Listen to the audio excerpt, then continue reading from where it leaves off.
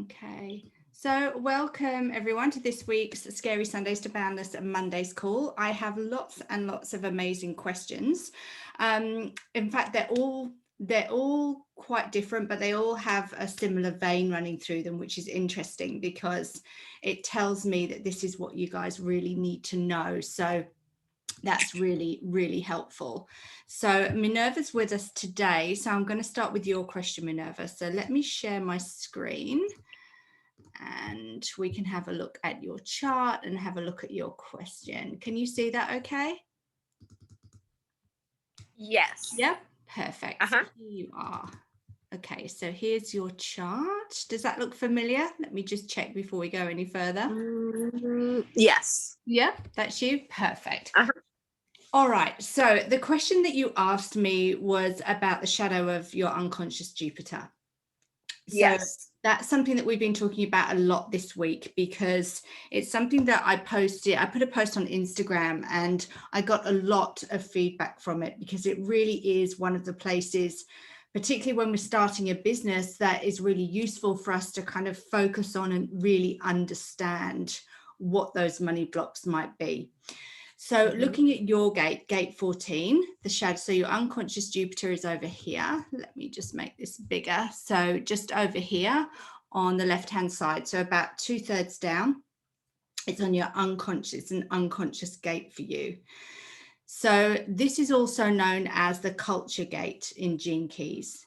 And just to explain a bit about the culture gate, the other thing it tells us is what level of society you're designed to operate at. And what that means is it's not a class-based level, it's a kind of group size level. So it also gives us that information. So the other thing it does is when we look at the shadow of that gate, it also tells us where you're most likely to be blocking prosperity without even realizing it. So what is that direct money block? So for you, this gate 14 is the shadow of compromise. And I think the best way to understand it is that it's not about, it's not so much about external compromise, so not so much about compromising with others, but it's about the internal compromises that you make because society is pressuring you to do things a certain way. So we all kind of grow up in this with this societal conditioning, but when we become aware of it, we understand that, okay, that's not necessarily the way I need to operate. I can kind of flip my story and I can do something else. And it's safe for me to do something else as opposed to what I've been told to do. So this shadow of compromise in gate 14 can really start at a very young age. So it can be how you were brought up. It can be the environment that you were brought up in. And none of that is good or bad. It just is. You know, we're all born into these environments and we do take in conditioning for good and for not so good from those environments. So it can start very young. And I think this is one of the reasons why it can be so enlightening to understand what that shadow is, and B, it can be quite a challenge to move through it. But having said that, I think that once we understand what that shadow is and that it's an energy that we can become aware of and an energy that we can move through, then that kind of starts the process and it's not so overwhelming. So basically the shadow of compromise is saying to you, look, Minerva, if you fall victim to societal conditioning without realizing it, and you're settling for second best in areas of your life, it means you can never is a difficult word. It means it's more challenging for you to enjoy what you're doing because you always have this internal compromise of, well, I want to be doing it this way. I want lots of play and pleasure and joy in my business, but that's not what I see. What I see when, societal conditioning tells me that business has to be very strategic. Business has to be very focused, very serious. I can only succeed if I do it this way. That can lead to that shadow of compromise for you. That kind of, well, I want to do it this way. Why can't I have all this play and joy and pleasure in my business and be abundant at the same time? Why are the two so kind of mutually exclusive? Does that make sense to you? Is that something that you've come across? Yes, for sure. Yeah. Especially with all like the strategy of how to run a business, the strategy of doing sales, the strategy of launching. I'm like, oh, that seems, as a manifesting generator, that seems so long. Like I really have to do a 6-week launch or something like that. Yeah. Yeah, exactly. And you're right. I'm glad you brought that up, particularly as a manifesting generator. You're designed to move fast. And if you start to perceive that your freedom is being restricted or you're being boxed in by these strategies, that can lead to that not self, that anger and that frustration. Because managens are beautiful. All the types are beautiful. I love them all. But managens are designed to be this beautiful bridge between that manifestor energy, that initiating energy, and the generator energy, the type that I have. And you're designed to kind of bounce backwards and forwards and be this beautiful bridge so you can bring these initiations to the generators and to the collective to take action on. So the most important thing for you as a manager in your business is play. Having that room to play under a broad umbrella of interest, but not be confined to a specific niche. So the most difficult thing you can say to a manager is, okay, choose a niche, go deep in this niche. This is what you have to do to be successful in business. If you're a generator, yep, that's great. For me, awesome. For you, you need to be able to play. You need to be able to, I kind of describe this sacral energy as like a disco ball of energy. And you need to be able to reflect it out to us and be able to show us, this is how to do things differently. You don't have to compromise. And this is where that shadow comes in. You can show us there's a different way. So when I look at your stories, I see, and I've seen it more and more recently, that joy and that pleasure and that play. And you're also saying, but I'm running a business here, but I'm not compromising, I'm not compromising on this joy and this pleasure. And we can get to do both. One isn't mutually exclusive. And it's this new business paradigm that we're moving into. And we're not kind of stuck in that that really kind of heavy masculine energy of strategy. We're starting to understand that we can use both. We can use that divine feminine, we can ride on that, but we can also ride on that masculine energy as well to bring us that strategic piece.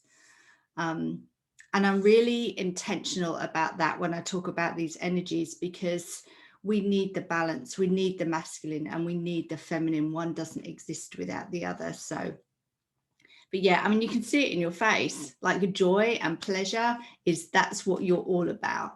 And that's what will help you move into a space where you're being supported more, where you're able to step into that place of abundance, because you're not compromising. You're not saying, I should show up on socials this way.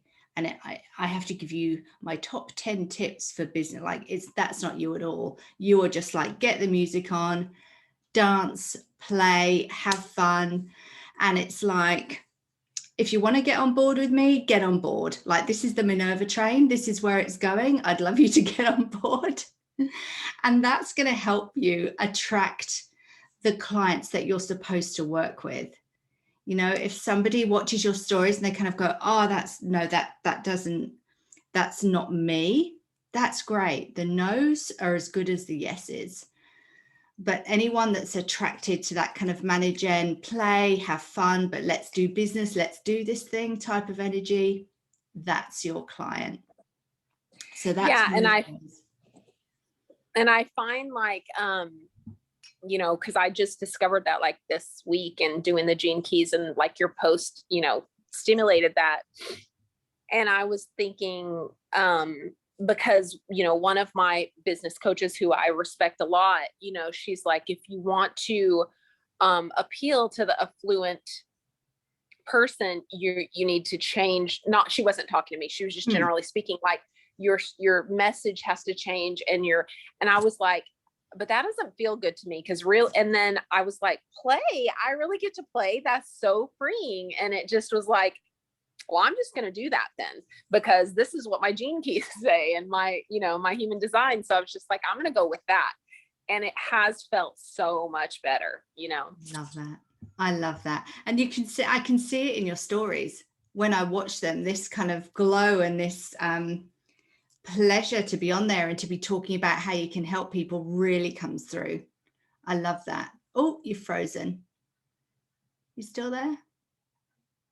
Okay, I'm going to keep talking because I hope you can hear me. And if not, then this will all be on the recording. So, oh, there you are. Okay, you froze for a moment. All right. I So, know. Thank you. So one thing to kind of take with you from this conversation is to have that awareness of when you're compromising, when you have that internal compromise, when you do it over and over and over again, it becomes this habit. You don't even know you're doing it.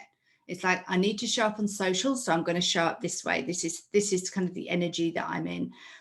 And when it becomes a habit, it draws you away from that play and draws you away from that pleasure and from your true potential. So that's something to be aware of. And you are designed to be this beautiful creator. You're not designed to follow anyone. You're not designed to follow what's on socials. You're not designed to follow what I say. You're not designed to follow anything but that real beautiful inner sacral strategy, that strategy and authority, because you've got that manifestor part of your energy, that initiator. Manifestors aren't designed to follow anyone. And you've got the 3420, you've got that really strong manifestor energy in your chart. So you know what your truth is, and you're not designed to lead anyone from someone else's truth. It's what's true for you is what is going to help people. So you're not designed to kind of be looking over your shoulder and think, well, what are they saying and what are they doing? And maybe, unconsciously compromising to fit in here. That is not you.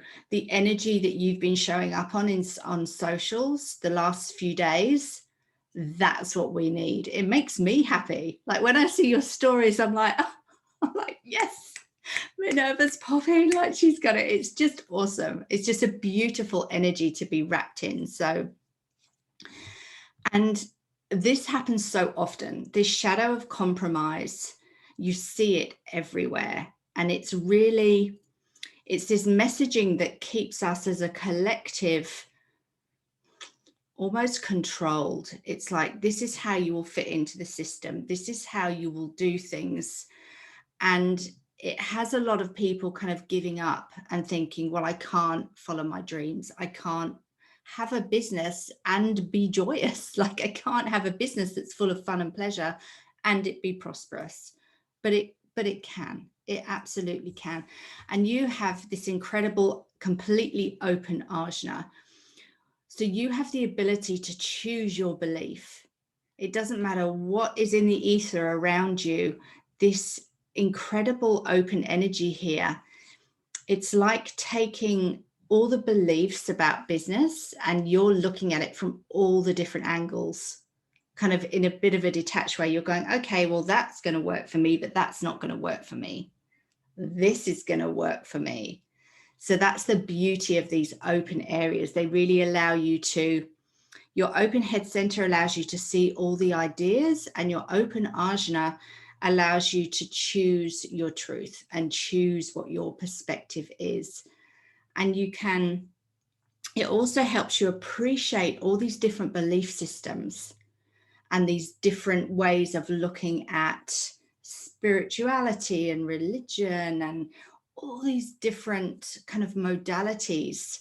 You can appreciate them. It doesn't mean you have to take them on as your own beliefs, but you have this beautiful ability to see them and how beautiful they are. So that's kind of your unconscious Jupiter in a nutshell. Thank you so much. That's so helpful. Like 2 pages of notes over here. So thank you.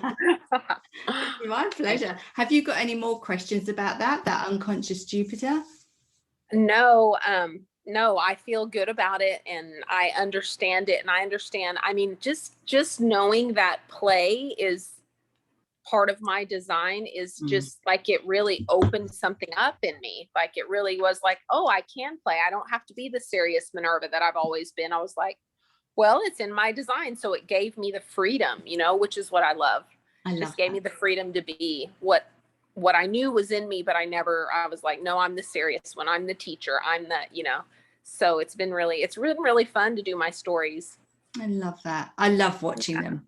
They're so Thank you. fascinating. They really are. You Thank you. just shine. And Thank you so much. oh, my pleasure. And I also wanted to say, I grabbed your chart from one of my DMs, so excuse it being a little bit fuzzy, but Okay. what you were saying earlier when you referenced about the kind of clients that you want to attract and the kind of people you want to work with, I'd encourage you to look at your conscious sun. So Okay. your conscious sun is the most powerful energy in your chart. It's 70% of who you are. It's this energy that when you're in this playful mode that you're shining out. And I think it's in gate 1 from what I can tell. Yes. Yeah, it's in gate 1. Excuse me. So then as the next step, I'd encourage you to have a look at gate 1 in your gene keys, because Okay. the shadow of that gate is the very fear that you are here to help people transform. So it is. I've got my Gene Keys book here, so this is never far away. So the shadow is the shadow is entropy. So have a look at that. I know you've got the Gene Keys book, haven't you? Yes. Yeah. So I'd encourage you to contemplate it. Just play with that. That kind of concept, almost like a cat playing with a ball of yarn. Okay, let's get curious about it. What does that mean to me? When I read through that description, what does that mean? What is that saying to me? What is this fear or this energy that I'm here to help people transform? And that will give you a lot of insight into the type of clients that will be attracted to you. Thank you. My pleasure. When you look at the gift level, that's really that's your life's work. That's what you're here to do. So for me, just to give you a reference point, my shadow of my conscious sun is impatience. So I was there for years with business, this impatience, and the gift level, shockingly, is patience. So that's what people come to me for without me even realizing.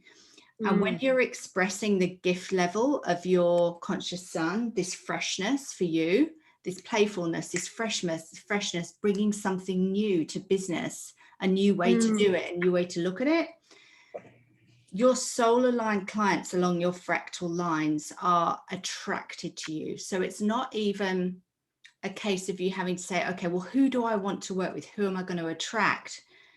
When you flip the story and you really immerse yourself in this energy of, well, who am I and what am I radiating out? What is the gift of my conscious sun? Your aligned clients naturally find you, and you don't really have to go out and get them. And through this process of creating Boundless, that has really kind of been cemented in for me, because people are coming into my sphere that I've never come across before. Yeah, never. And sometimes I don't know how they find me. I have no idea, but it's that conscious sun, being on stories and behind the scenes and showing Oscar the pup, and that kind of level of patience attracts the right people. So that's just something for you to play with. Don't get too heavy with it. Just have a look at that gate 1 and start kind of going, oh, what does that mean for me? Like how does that shine? And it's the energy that gift level is the energy that even when you're not around, people know that's Minerva. Like if I was talking to someone else about you and you weren't there, I was referencing you, it's that energy I would be talking about. That kind of freshness, that playfulness. Oh, she's fun. Like, man, she's fun. If you want to dance and you want to do business in a fun way, that's Minerva. So it's that energy that's shining out. So That's just an extra little tip that might help.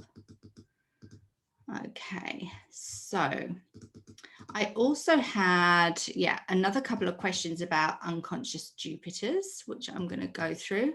And strangely enough, they were both the same gate. So they're gate 8, this unconscious Jupiter. So for Stephanie, when you watch the recording, and for Annika, you both had this gate 8 as a conscious Jupiter. So Annika said, I've read that the shadow of my unconscious Jupiter is a money block.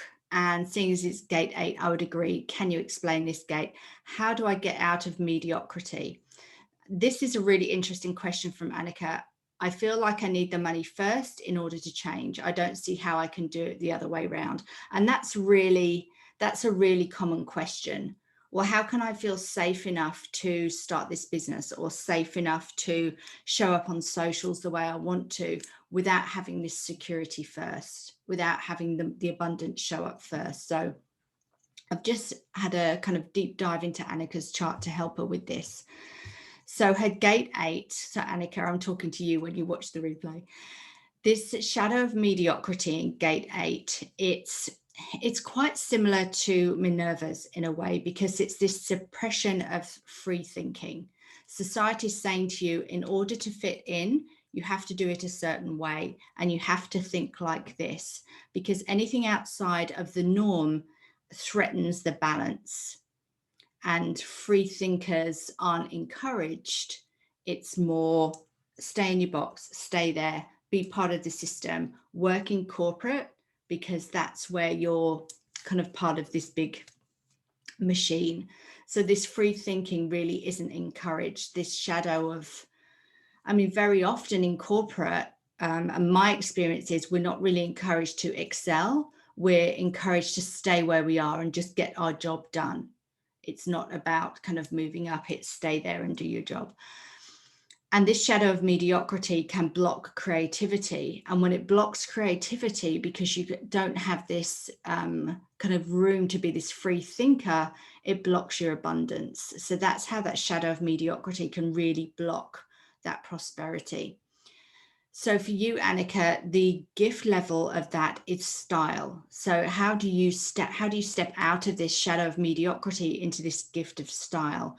So for gate 8, it's this, you really are a free thinker, and they call gate 8, the gift of it, the real cutting edge of creation. It's this, you're never going to fit into the norm. You're not designed to fit into the system. You have this incredible rebellious spirit. You're always kind of pushing the boundaries. You're not designed to work in the system. So you're bringing something fresh into the world, like your gate 1 gift, Minerva, this freshness, like bringing something to stimulate us and have us thinking a different way. So the way it works is, you don't, and when you think of it from this perspective, you can't receive abundance, feel safe, and then express this rebellious spirit. It doesn't, the universal laws, I guess, don't work like that. When you step into this free thinking, this rebellious spirit, this kind of cutting edge of creation, the universe kind of says, oh, okay, she's there, she's got it, like this is the work we want you to do. And this is when the support arrives. So whether that be money, whether that be resources, whether that be people, a supportive network, it can come from all different areas. But that's why you don't get gifted this money and this safety and then create from a place of that. Because the universe, I kind of see it as a bit of a challenge. It's like, look, Annika, or, look, Minerva, I really need you to step into this energy. This is where you're really going to push the boundaries in a good way. So when you do that, when you say, okay, all right, I surrender to that, that's when the resources appear. And funnily enough, every gene key has its programming partner. So it's kind of opposite energy that it works in this perfect tension with. And for gate 8, the programming partner is gate 14, the shadow of compromise, which is maybe why it resonates quite closely with you, Minerva, because this shadow of compromise and mediocrity are very similar. This kind of I'm not going to kind of stick my head out, or not going to stick my neck out because I've been told it's not safe. So I've got to stay in this box, this compromise, this mediocrity. And you also, Annika, you asked about the gift of gate 25, so the vocation. So the vocation is the unconscious Mars. Vocation is really interesting because the shadow frequency of this is your core wound. And this is part of the Venus sequence in Gene Keys. This can be a confronting shadow because it really is at the core of, even if you don't know it consciously, because it's an unconscious gate, when you start to reflect upon this energy, it really is your core wound. So to give you some kind of perspective, my core wound is separation and exclusion. And when I started to understand this, it made sense to me, because for years and years, I kind of, at school, I suffered awful bullying. I had a toxic marriage. I had toxic relationships, toxic women in the workplace. And when I look at that shadow, I excluded myself because of it. I separated myself. I excluded myself. That was my core wound. And the gift level of my vocation is intimacy, and then transparency is the city, which is why I'm so honest and so intimate, because that's my zone of genius. If I am this intimate and this transparent about my core wound having been separation, then that's where I can really help people. And when I get into that zone of genius, that intimacy, that's when the resources appear. That's when the universe, and that they have, the people, the abundance, the people, the resources, everything, the time, the space, everything. So for gate 25, the vocation is, the gift level of this is acceptance. So Annika said, how can I express this gift level of acceptance? Like, what does it mean? Some of the Gene Keys language can seem quite generic until you kind of dig down into it. So this gift of acceptance, it's about fear. This comes up a lot for Annika, not in a negative way, but this is a lot of what Annika is here to understand and to experience. Acceptance is accepting that fear will always be part of the human experience. So when Annika's moving from corporate into her own business, that fear will always be there, whatever level she reaches. It won't be a situation where she's reached a certain level and it's fine. Okay, well, I don't have any fear about that anymore. Fear is our constant companion. So that's the acceptance, and that's the gift, Annika, of what you can share with your clients, understanding that I have these fears, you have these fears, we all have these fears collectively, but that's part of our journey, and we don't get to a point where that stops. But how do we live with it? So accepting fear, that gift level of acceptance, is about relaxing and accepting. And when you relax and you accept that fear is part of the journey, it releases this constriction, because the shadow of gate 25 is constriction. And when we're frightened, when we're put in that situation, our body language kind of collapses in, and we're fearful and we're constricted. But saying, okay, I understand that this is always going to be here, this is part of my human experience, helps us expand, and we can breathe deeply and we can accept, okay, I understand this now. I know it's not kind of life-threatening fear. It's fear that's the yin and the yang. When we have great times in business, we always have that opposing energy as well. So Annika, for you, this gift level, this zone of genius, is having the courage to feel this fear, but not be afraid of it, to almost stand outside of it and go, okay, I understand. It's like, imagine you're going to a grocery store and you have a small child with you. The small child is fear. So you're going to take it by the hand and you're going to say, it's fine, it's okay, I understand, I see you, I know you're there, there's no need to have a tantrum, there's no need to freak out, we've got this. But this child is always going to be here. So Understanding that you feel that fear, but you don't have to be afraid of that fear itself. Because when you relax and you move out of that shadow of constriction, when fear loses its grip on you, when it stops you constricting, when you can accept it and say, okay, I understand this is always going to be here. And that feeds into what we've been talking about in the group about that spine strengthening workouts, because prosperity lives in your spine. Anything you can do to stabilize your core, stabilize your spine and strengthen your spine will help you open up and hold room for these energies. This energy of fear can still be in your reality, but it's not going to collapse you in and make you constrict. So when fear loosens its grip, more energy and more optimism flows into your experience, because you've expanded your chest space, you've kind of sat taller, you've said to the universe, okay, that's it, I can handle this. I understand that these energies will always be in my experience.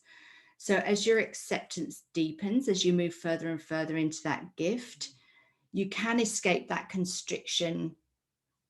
Sorry, let me go back. When you step into that gift, you don't need to escape that fear. That's where I was trying to go. You don't need to escape that constriction, because you accept it's always going to be there, because you're never going to outrun it. It's always going to be around. So acceptance is about when you can accept that your life is just as it should be, you're absolutely where you need to be.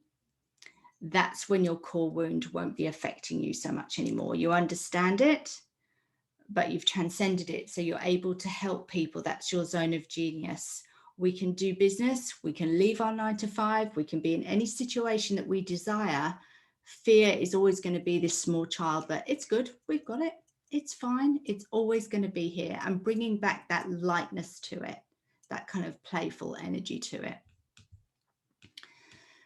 Annika, you also asked about this channel 2551. So let me just zoom in here. The 2551 runs from the ego center to the G center here, this 2551.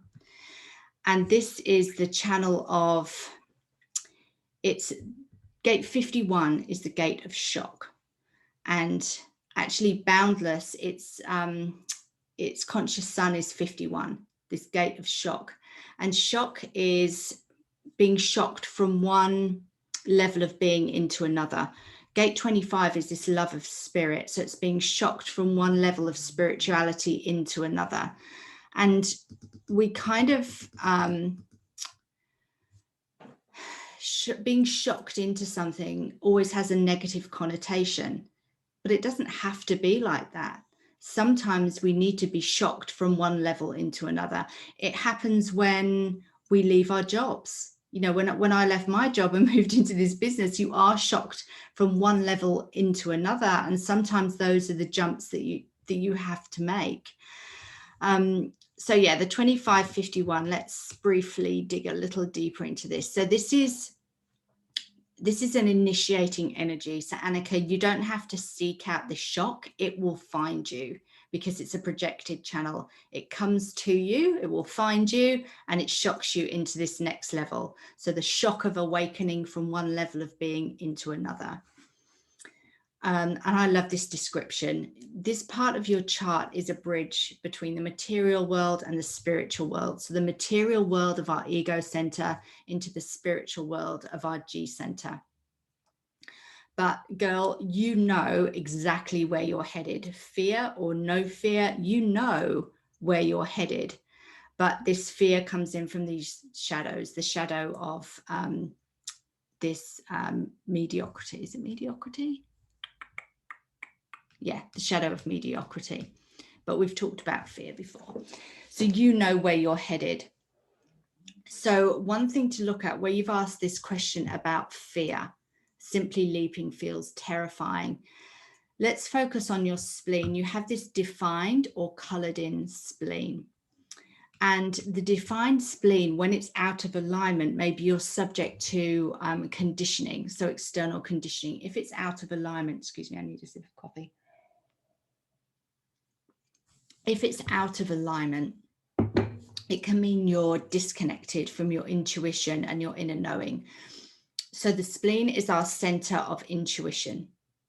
It's where we get these intuitive hits, these splenic hits, this knowing. If you're I think it's your authority, yeah, you're a splenic projector. So for you, Annika, this is how you make decisions. You just know, deep down that this investment is right for you. This person, this situation is right for you. So if you're out of alignment in a center that is your authority, you're going to feel fear. You're going to feel a lot of fear because you've lost connection, or your connection to your intuition is cloudy, or maybe you don't trust it. So that could be one reason why this fear keeps coming up over and over. You're looking for external proof that you're taking the right next step. So coming back to what you said about money, when I feel that when I have the money, then I'll feel safe, and then I'll be able to express myself, whereas it's actually the other way around. But if the defined spleen's out of alignment, it's looking for proof all the time. How can I be safe? How can I be safe before I make this move? Where's the proof that this is going to work? And then I will take that step. If the defined spleen's out of alignment, it also might have you valuing someone else's opinion over yours. The defined spleen has such an inner knowing and such a strong intuition that when you start to follow others, when you start to value everyone else's opinion or society's opinion in general over your intuitive authority, that can make you fearful. Because if you get somewhere quiet and listen to your authority, you really deep down know that this is the right next step, but you're hearing all this noise from the outside. That can be really confusing. So of course, there's conditioning there.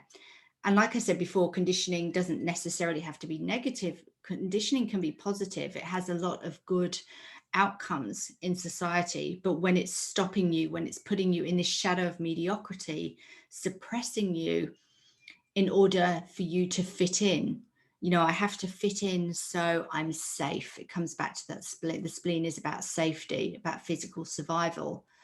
If I fit in, then I'm safe. If I don't fit in, then I'm not safe. If I don't have money, I'm not safe. So the spleen is just somewhere for you to get curious about. So the defined spleen, when it's in alignment, when we've looked at it and understood, okay, well, there might be some blocks there. What are the blocks? When we've moved through those, and anytime we talk about conditioning, it doesn't have to be this heavy, onerous process. Deconditioning can be as simple as, like we were saying for you, Minerva, I don't have to form my own truth and be certain of it. My ajna is not designed to hold that certainty. My ajna is designed to flip the story and seal these multitude of possibilities. And that's deconditioning. And you can just come back to that one sentence over and over. If you find your undefined ajna searching for that truth, I need certainty before I can move to the next step. You can just say, yeah, I remember what Becca said. I'm undefined there. I haven't got time for that. I don't need to find that one truth. That's not me, and move on. So that process of deconditioning can just be something that we do all day, every day, without even realizing it sometimes. So for you, Annika, this defined spleen in alignment is all about understanding what an incredible connection you have to inner knowing. This incredible connection to intuition, just knowing what is right for you, this deep sense of inner knowing, and trusting that over what you hear from the outside externally. We're always told that we should make decisions logically. Like, how many times have we heard that? I need to be logical about this. Let me be logical about it. But we don't always we don't all have those circuits in our design. I've got a post-it note up here that says, I'm not logical. That's all it says. Because I don't have a lot of the logic circuitry in my chart. I make decisions. I have a defined spleen like you, Annika. So I make decisions from intuition. Sometimes sometimes they seem crazy, but it's just, I'm trusting my gut. I'm trusting my spleen. So you make these intuitive decisions, Annika, that don't logically make sense. But you trust, by tuning into your intuition, you trust that you're safe. You trust that you don't need proof of the right next step before you can feel safe when you tune into that defined spleen. So you're aware of the risk, like we said about, your kind of relationship with fear, this acceptance of fear. You're aware of the risk. You're aware of the fear. You accept it, but you don't let it run the show. It's not driving the car. It's in the back seat, as I think Brene Brown put it, to credit her. It's in the back seat. It's not driving. So don't let it run the show. That says gate 24. That should say gate 25, acceptance.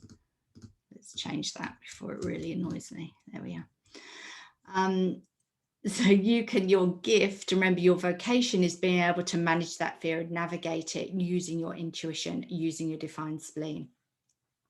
And the spleen is also about timing, like having this perfect timing.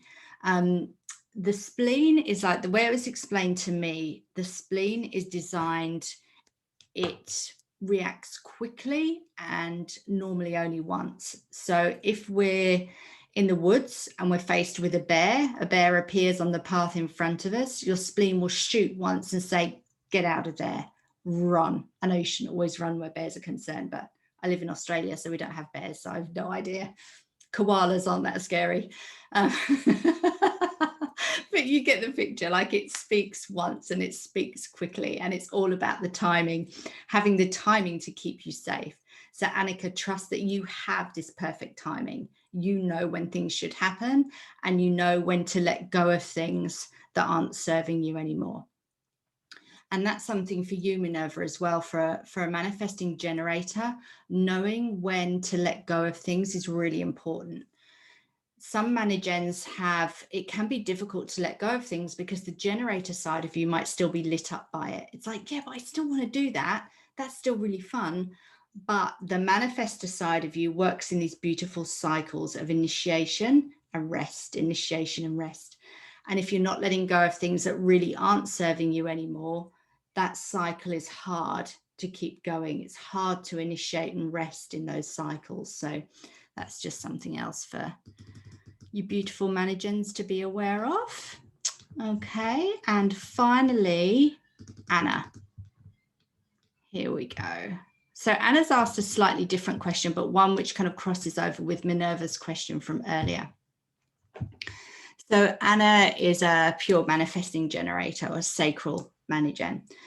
So Anna says, I'd be so interested to hear what you see in my chart regarding my unique gifts that I could share with the world, especially from my channels, incarnation cross and gates. I'm in a phase where I'm looking for a bit more clarity on my mission or next steps. So whenever we're asking this question, the first place that I encourage you to look is your incarnation cross and your conscious sun. Your incarnation cross are very powerful energies. They're the top 4 energies in the chart. So the conscious sun, the conscious earth, the unconscious sun, and the unconscious earth. And there is, incarnation crosses are really interesting. When I first looked at mine, it meant nothing to me. I could not make sense of it at all. And in fact, I didn't come back to it for ages. And it was only about a month ago that I was looking for someone else. And I thought, oh, I'll have another look at that. And it is so accurate. It kind of hit me right between the eyes, but I couldn't see it. The first 10 times I looked at it, I couldn't see it. But mine is all about working outside of the normal pattern. And it even mentions, like corporate and 9 to 5 is not, your pattern doesn't fit with that pattern. Your energy is all about finding a different pattern that works, because this one doesn't work for you. But I couldn't see that the first time. So the reason that I'm relating this is, be patient with your incarnation cross and come back to it and just contemplate it every so often to see what it means to you at that point.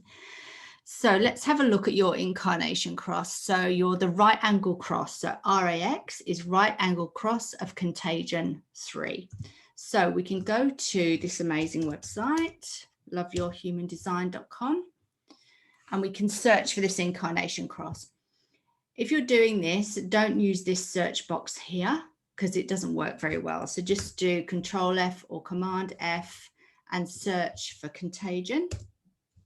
And then just double check, because some of the crosses have like 1, 2, 3, and 4. Just check you're looking at the right number. So Anna's is 3, right angle cross of contagion 3. So that's not the right one. There we go. Okay, so this is yours, Annika. So your cross carries the energy to say yes, about this incredible enthusiasm for life, and you're driven to make things grand. I love that. So you're here to spread excitement, spread the word about what you are passionate about, whatever that is. Your commitment to things is unbounded and fuels this enthusiasm. But because you're here on earth in this physical body, you do have some constraints, you do have some limitations. So set limits on what you say yes to. So this is then bringing in your strategy on authority, this response, this initiation. Let's check your authority. You are a sacral, so a pure or a sacral. So your gut response is your authority, this yes, no. If you have trouble, if you find it challenging to work out what your response is, or to connect to that sacral response, have someone else ask you closed questions, those yes, no questions. And that will help you understand what to say yes to. And the sacral authority says yes in the moment. So if it's a big decision, keep checking in with it, because what it does, it samples the energy around it and decides, is this still a yes? Is this still something that I want Anna to do or not? So just keep asking it those questions. Make certain you agree to only what you are absolutely passionate about, particularly as a manager, because your things kind of hold your interest only for a certain time, and then you're designed to let them go and move on to the next thing. So whatever you are in, Anna, you are in, you're all the way in, you're passionate about it. So that's the first place that I would contemplate this right angle cross of contagion, and contagion in the sense of this contagious enthusiasm, this passion, this kind of communicating that to the people around you. So the next place I would look is your conscious sun. And your conscious sun, like we said with Minerva, gives you a lot of information about the shadows that you're here to help people transform, that energy that radiates out from you and attracts your aligned clients along these fractal lines. So your conscious sun is your life purpose sphere in the Gene Keys, the activation sequence. And it's also your branding, let's put that in there, branding in your Pearl sequence. So these basically, the branding in your Pearl sequence is the energy that people feel from you. Your life purpose is your life purpose in your activation sequence. So suffice to say, it's a very, very strong energy for you. So yours, Anna, is gate 29. So actually, let's backtrack a moment. You have this channel 214, which runs from the G center to the sacral. This is a very strong energy for you. So you're deeply connected to the cycles of life. You understand right timing. You understand divine timing very clearly, this channel of beat. Going back to your conscious sun, this 29, it's for you, it's not about where you're going, it's about commitment. So your commitment to following the journey to the end, the commitment to understanding that in life and in business, we go through these cycles, and not every cycle leads to prosperity. But your conscious sun shows people that you can ride out those cycles, but it doesn't mean that just because this cycle doesn't lead to prosperity that it won't eventually. It's this commitment that will help you move through life and help to show other people the way as well. So it's not the goal, it's your commitment to the journey. This is a really beautiful gift, this gate 29, because through this gift, humanity is actually experiencing a new definition of commitment. So it's less to do with the social expectation of committing to relationships, for example, and more to do with committing to life.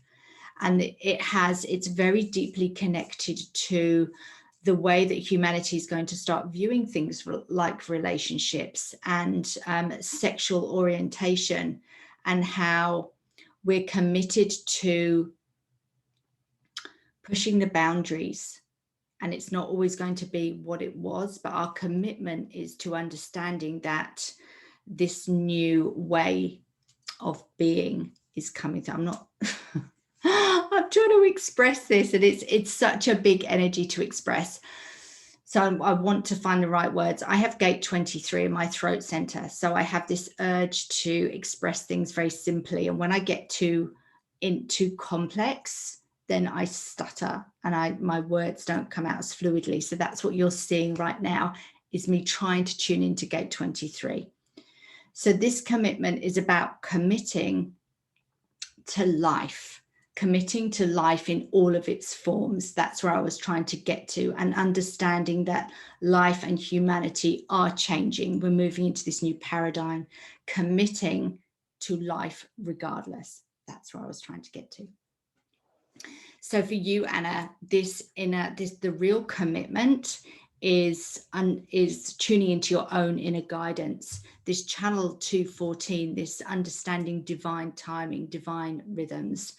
So for you, it's about surrendering to those rhythms and having trust, this trust and commitment that life and the cycles of life will take you exactly where you're meant to be. So prosperity is linked to this commitment to whatever relationship you're in, whatever business you're in, commitment to riding out the cycles, commitment to understanding that just because you go through a difficult cycle doesn't mean that the next cycle isn't going to be prosperous, or the next cycle isn't going to be harmonious. So if you are starting a business, if you are working with clients, this particular part of the energy is what I'm drawn to most. So you understand, and you can help other people understand, that there are cycles in business that begin and end. And this is something really beautiful that you can gift to people, because I know, myself included, that this is something we struggle with. We see business as linear, but you are here to help us understand, Anna, that it's cyclical. So success cannot be measured. Oh, I cannot stand those little spelling mistakes. Cannot be measured by a single cycle, but by continued commitment. What a beautiful energy to coach in. That's a really foundational energy to help someone understand that you cannot judge yourself or your business by a single cycle, but you judge it by the commitment to staying the course, because it's very cyclical. So remember, you cannot think your way through life. You have an open head center and an undefined ajna. The thinking isn't done here. It's all about your gut reaction. So anything you can do to get into your body, to ground yourself, like grounding meditation, grounding exercise, that core stability, because that's where your reaction to life comes from. You can only truly align your inner direction because you have this gut response. So I hope that helps. If you have any more questions, do let me know. I think that was all of our questions for today. Yeah, it was. So Stephanie, your question was the same as Annika's, so I hope I've helped you with that. Thank you for staying with me, Minerva. Do you have any final questions or comments before we close out today? No, thank you so much. I really enjoy the way you teach and how much care you put into it. I can't wait to learn more from you. Thank you. Thank you so much. And I'll just let everyone know for when you're watching the replay. So Boundless opens next Thursday, the 22nd of July, for the July intake. And we probably won't open again until January 2022.